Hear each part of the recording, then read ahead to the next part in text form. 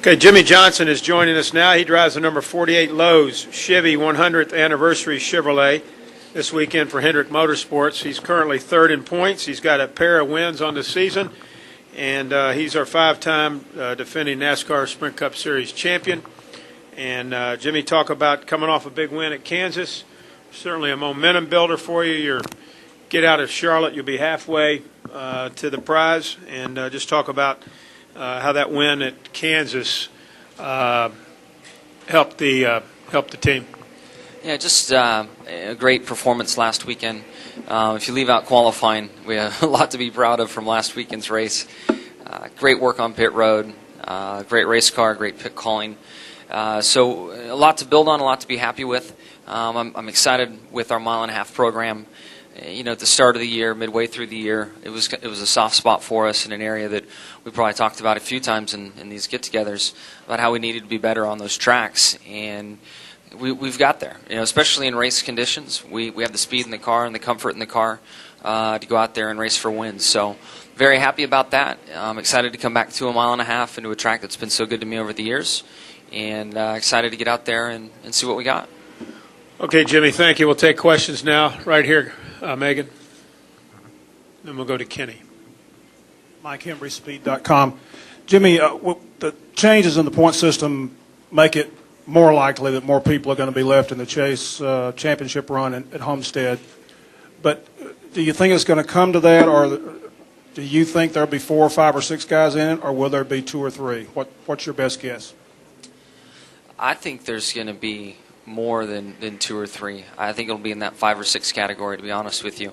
When I look at the year and how tough it's been for any team to stay hot for a long period of time, you know, I think there's going to be, you know, half a dozen guys that have a shot at it in Homestead. Okay, let's go to Kenny Bruce. Kenny Bruce of Scene Daily. Jimmy, track position is incredibly important today. Qualifying is important. Have you guys done anything to attempt to improve your qualifying positions, like what you might do through the different practices? Are you doing things different this year than maybe you did last year? Yeah, I mean, we're working on it as aggressively as we can. We, you know, depending on the schedule, that really dictates how much time you can spend on qualifying trim. And tracks where we do all the practice on Friday and then qualify on Sunday, we found that doing more race trim and focusing on a good foundation for a setup is beneficial and has helped in qualifying.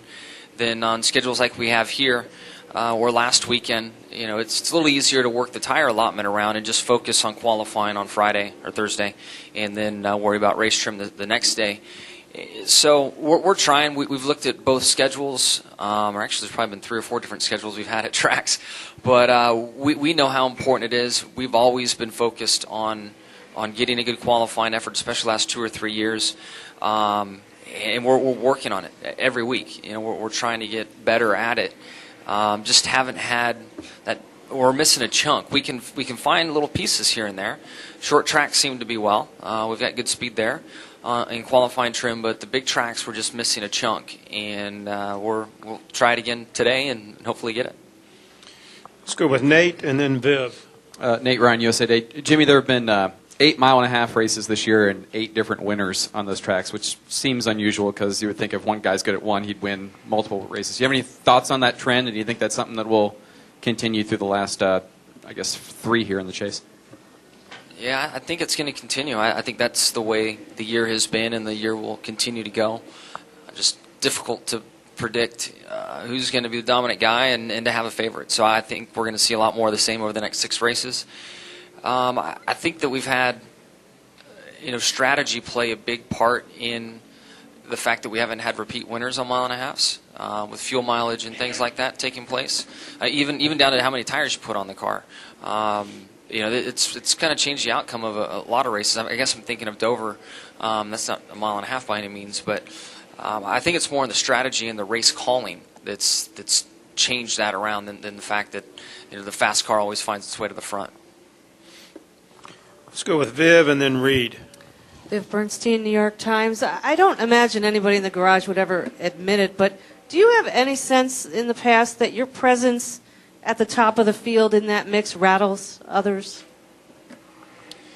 Boy, when I don't know what year it was, but like the year we raced with Carl, we finished second at Atlanta, and I know in Victory Lane, he was told that we finished second, and you could tell that, that shocked him and got to him a little bit.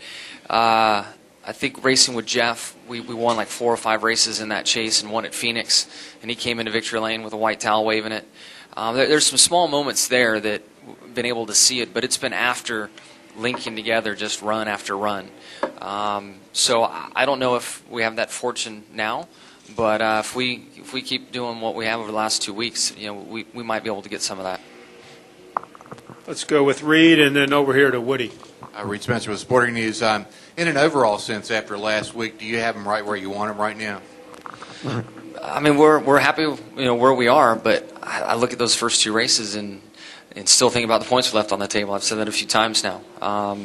You just don't know what that point total is going to be at the end of the year, and I hope I don't need the spots from Chicago and New Hampshire. But and where I want to be is on top. I think if somebody can sit on top of the points and lead and continue to lead, there's a small advantage in that, and I want to be that guy. I want to be leading the points every week that I can. Let's go with Woody and then over here to Mike. Woody came with MRN. Jimmy, a couple of fuel injection tests coming up. What are you expecting from those, specifically Monday? And then at a place like Talladega, where it's been so small tweaks to restrictor plates and stuff over the years, how much of a change do you think that's going to be to the racing at super speedways? Yeah, the EFI stuff, I'm not sure there's a ton for the drivers to learn through all of it, but our engineering staff, it's a big day for them. I know that at the Kentucky test and also at the Phoenix test, we've made a lot of gains with our systems, if you will. So there'll be a lot of guys in collared shirts walking around collecting data and trying to be smarter about what goes on there. And then Talladega, I don't know what's really going to change there. I mean, whenever there's bigger plates, we have the opportunity to pass more. Increases the closing rate, so there could be more passing.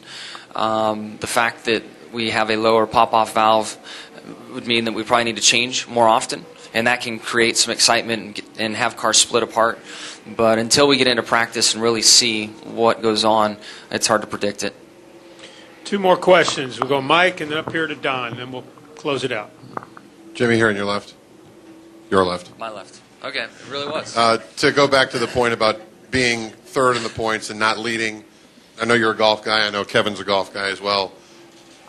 Going to the final 5 races in the chase after you leave here, being wherever you're going to be after this race, you mentioned you'd like to be the guy on top, but in golf, some guys prefer to not be on the lead. Why do you prefer to be on the lead and have others chasing you rather than having them hear your footsteps?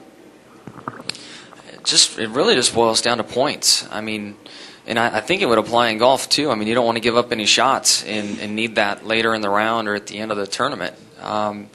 If you're leading, it means you've been collecting more points than anyone else, and it just kind of boils down to that. Just simple stuff. I just want every point I can get, and hopefully be up front.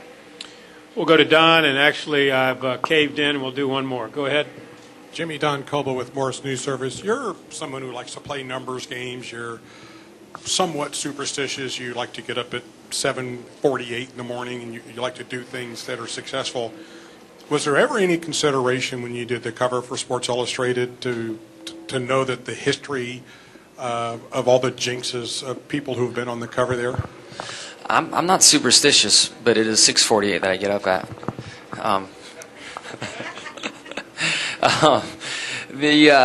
I never even thought twice about it, to be honest with you. It is such a huge honor to be on the cover of Sports Illustrated that I accepted, and actually we didn't know what was really going to take place with the passing of Al Davis. So one day I was on, the next day we weren't sure, and then it ended up working out. So huge honor for myself, sponsors.